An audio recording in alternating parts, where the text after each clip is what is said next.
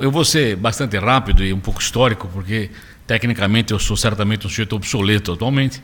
Então vocês têm que se referir às pessoas não obsoletas da área. Se bem que alguns são bastante antigos. O Patara também está nesse jogo há algum tempo. Acho que ainda não tem com prazo de validade vencido, mas está avançando aí nessa área.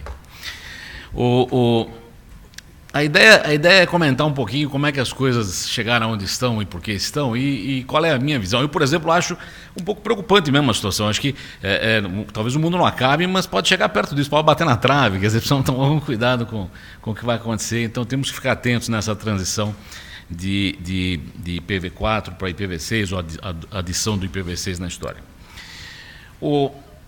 A internet, quando foi iniciada aí como projeto de protocolo, você sabe melhor que eu, é uma rede que visava ser uma rede ponta a ponta.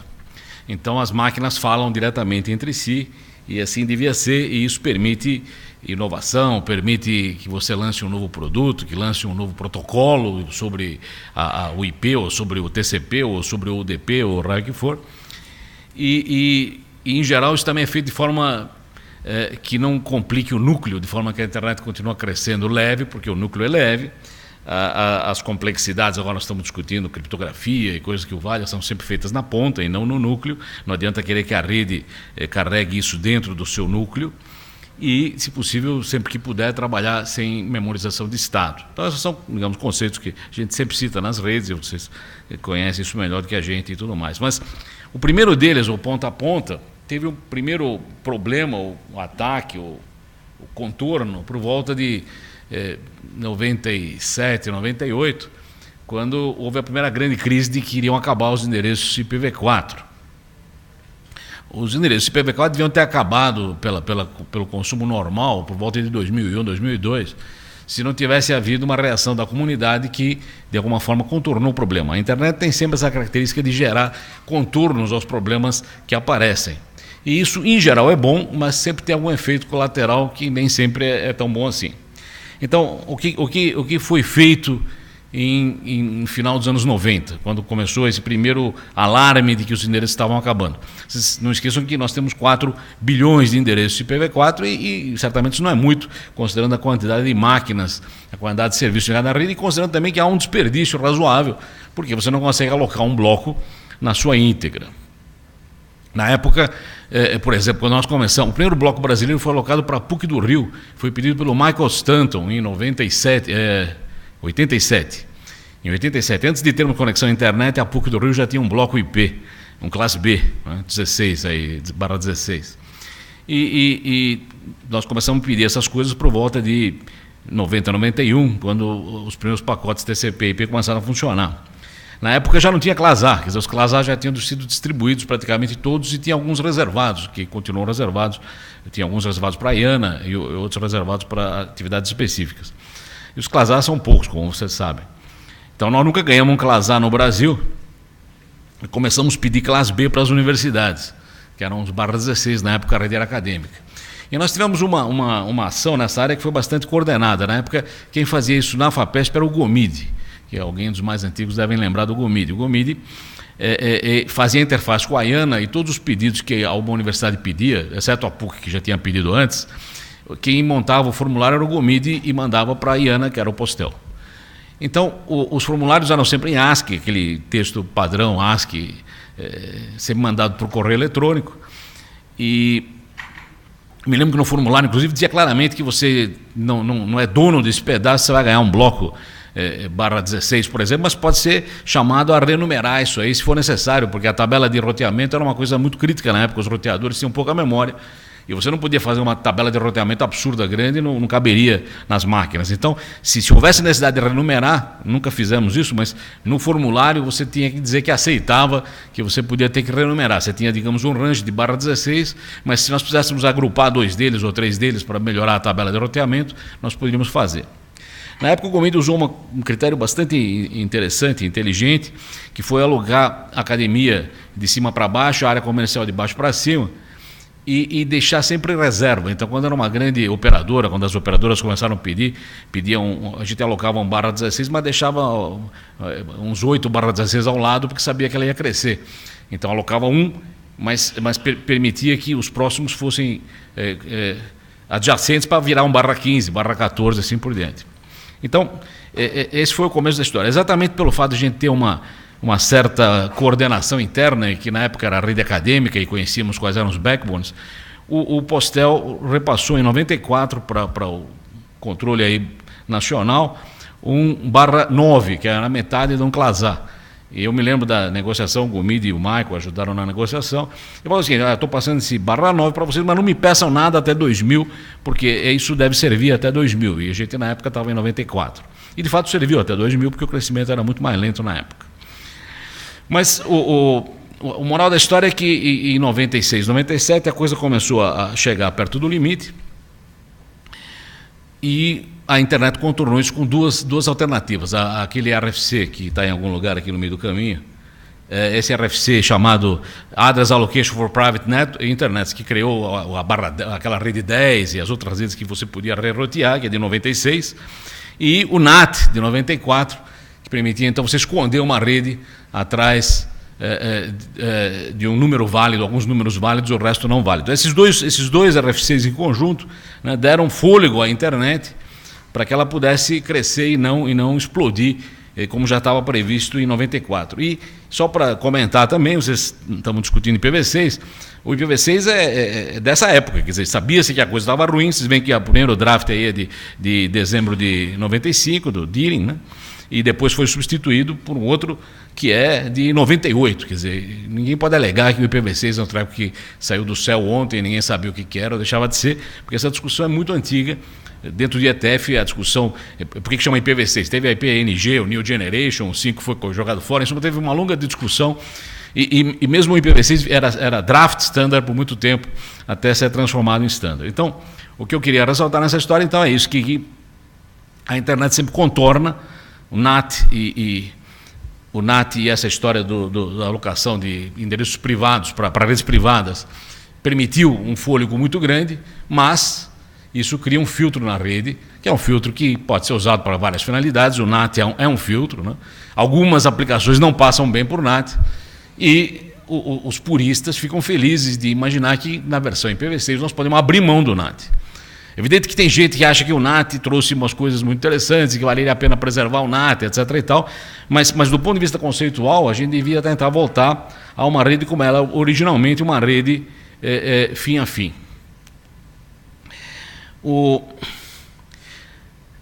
Como tudo na vida, o IPv6 existe há bastante tempo, mas a pressão pela sua disseminação começa agora, porque começa a terminar de fato o IPv4. Por isso que eu acho que o anúncio do Patara foi leve. Precisamos tomar realmente cuidado com isso, porque não vai haver, quer dizer, as novas aplicações, nós temos serviços de governo, serviços de imposto de renda, serviços ao usuário que precisam ser disponíveis nas versões IPv4 e IPv6, porque o IPv6 será entregue a usuários em breve, quando não houver mais IPv4 para entregar. Então, virão usuários com IPv6. E precisamos, então, ter formas de atender isso. Aqui estão as curvas de crescimento por região. Como bem foi comentado, a PENIC já não tem mais estoque, RAIP também não tem. Ano passado nós trouxemos... Ano passado não, esse ano veio uma moça do RAIP do jurídico para dizer como é que estava funcionando a história no RAIP. Ano que vem, provavelmente, vamos voltar a conversar sobre isso. Tem essa história das alocações, se você permite ou não transferência.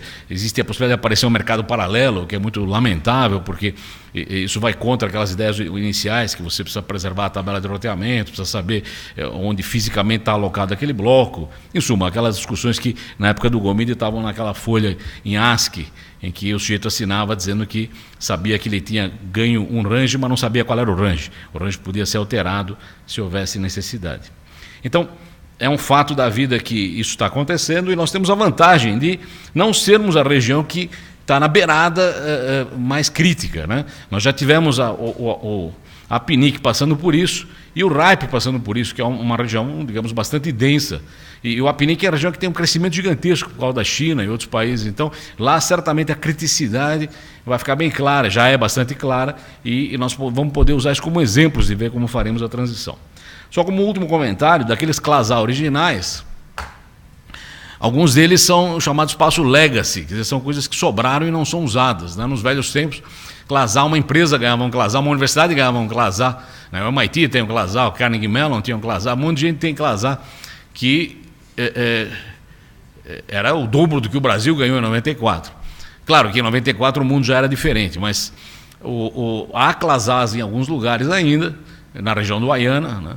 Na região do Arim, perdão, e a ideia é que isso eventualmente voltasse para o estoque Ayana e pudesse ser distribuído. Em parte já foi. Quer dizer, não adianta também imaginar que tem um estoque enorme de endereços perdidos nos Clasás, que alguns Clasás ainda podem ter algum estoque, mas isso primeiro teria que ser devolvido ao Ayana. O Ayana já entregou todos os blocos que ele tinha disponíveis para as regionais, então isso não vai acontecer tão já.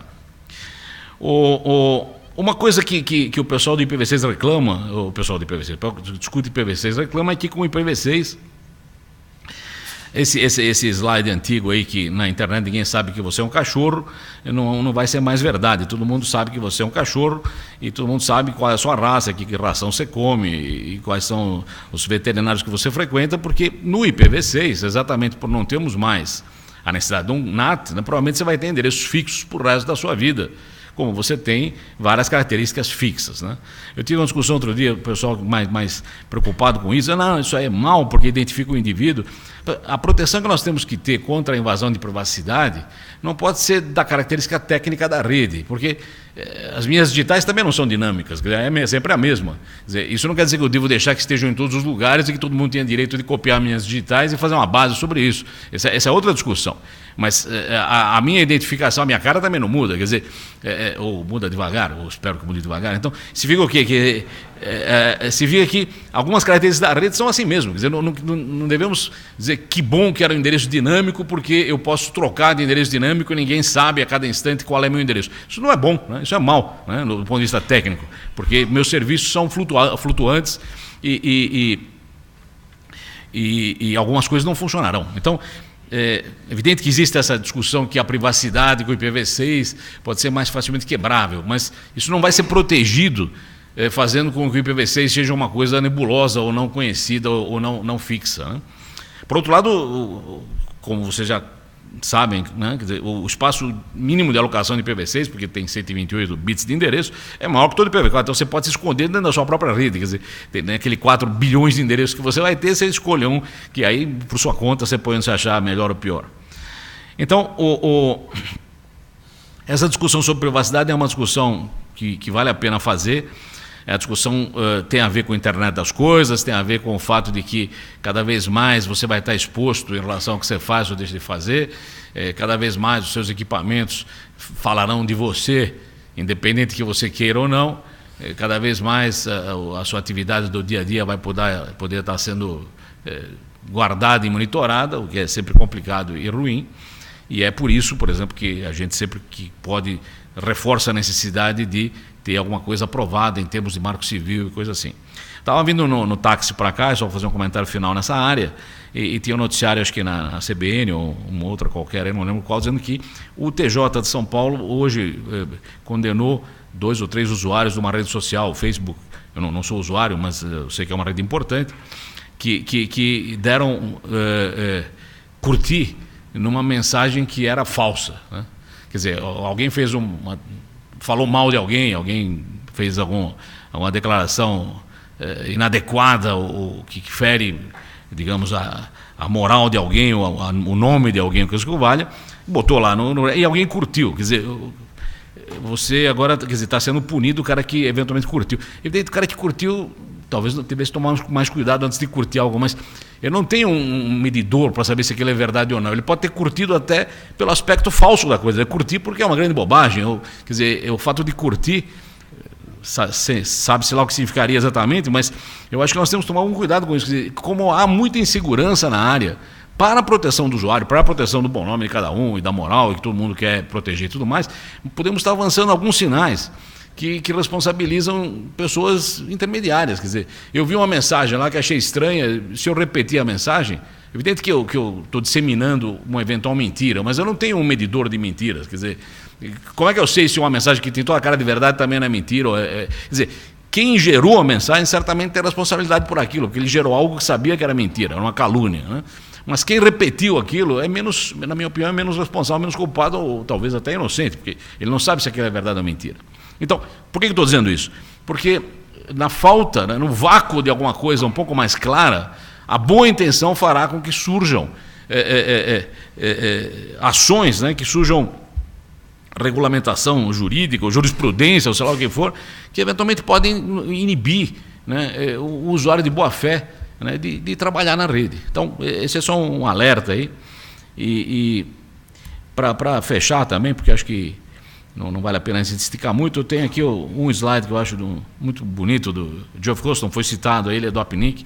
Ele fez uma apresentação que vale a pena procurar, está na reunião do LACNIC de Montevidéu, sobre o que seriam os próximos 5 anos da internet e para onde nós estamos indo. É uma apresentação aberta, vocês podem baixar e está disponível. Eu roubei aí um slide específico que diz que nós estamos numa encruzilhada, né? E vocês querem continuar quebrando galho, juntando computer graded net, juntando variações de quebra-galhos para poder preservar a vida do IPv4, ou vamos pegar uma estrada limpa, né, onde o IPv6 aí vai nos permitir avançar em direção aos conceitos originais de peer-to-peer e de abertura e de permissão sem problemas.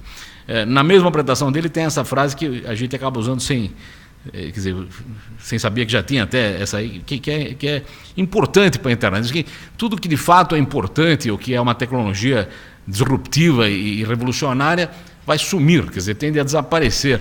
Por quê? Porque ela se incorpora no dia a dia, né? Ninguém hoje está discutindo se 60 Hz é melhor que 50 Hz, e se você devia fazer em 110, ou em 118, ou 114. Quer dizer, a eletricidade faz parte do seu dia a dia, você liga na tomada e funciona. Então, eu acho que a internet e o IPv6 viria nessa direção, deve seguir nesse caminho. Quer dizer, quando uma vez, nós estávamos no IG na época, o que vai acontecer com a internet? Vai sumir. Quer dizer, o que a gente gostaria é que ela sumisse. Por quê? Porque deve deixar de ser um tema. É claro que é um tema para nós, que estamos envolvidos na casa de máquinas, mas para o usuário final isso não é um tema, né? A comparação que eu fiz é que quando a gente estava em 89, 88, quando funcionou o BitNet, depois o RapNet, toda vez que aquilo funcionava, a gente ficava espantado, dizia que barbaridade, esse negócio funcionou, né? E hoje, quando não funciona, o cara fica assim, não funciona esse negócio, que absurdo, entrei aqui, não estava. Quer dizer, mudou completamente o paradigma. Hoje o default, né, o dado, né, o que se espera é que aquilo esteja no ar e que funcione. Antigamente isso era, digamos, o surpreendente. Então essa é a tendência, que isso suma no sentido que nós não devemos mais nos preocupar com isso. Então, quando discutirmos IPv4, IPv6, tecnologias, temos que lembrar que nós temos que adotar aquelas que vão sumir, porque se elas não sumirem, elas estão incomodando. Não era uma boa você ter uma tecnologia que você tem que ficar se preocupando com ela o tempo todo. Aqui tem alguns lugares onde tem endereços que dá para olhar.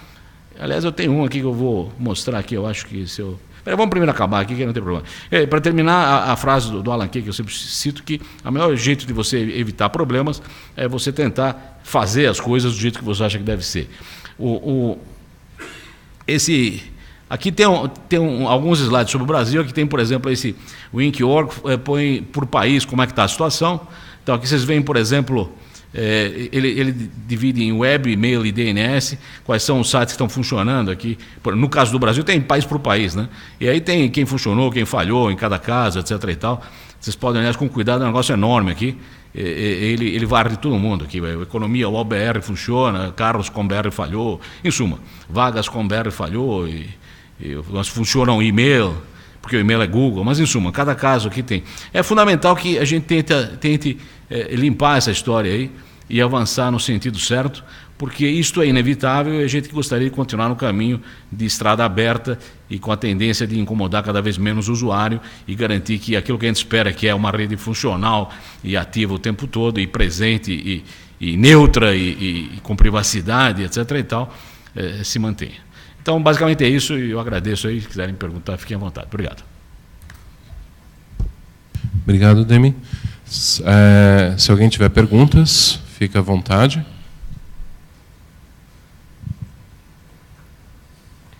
Nenhuma pergunta do pessoal que está na internet, o pessoal remoto? Não? Então, por gentileza, uma salva de palmas para o Demi. Obrigado novamente.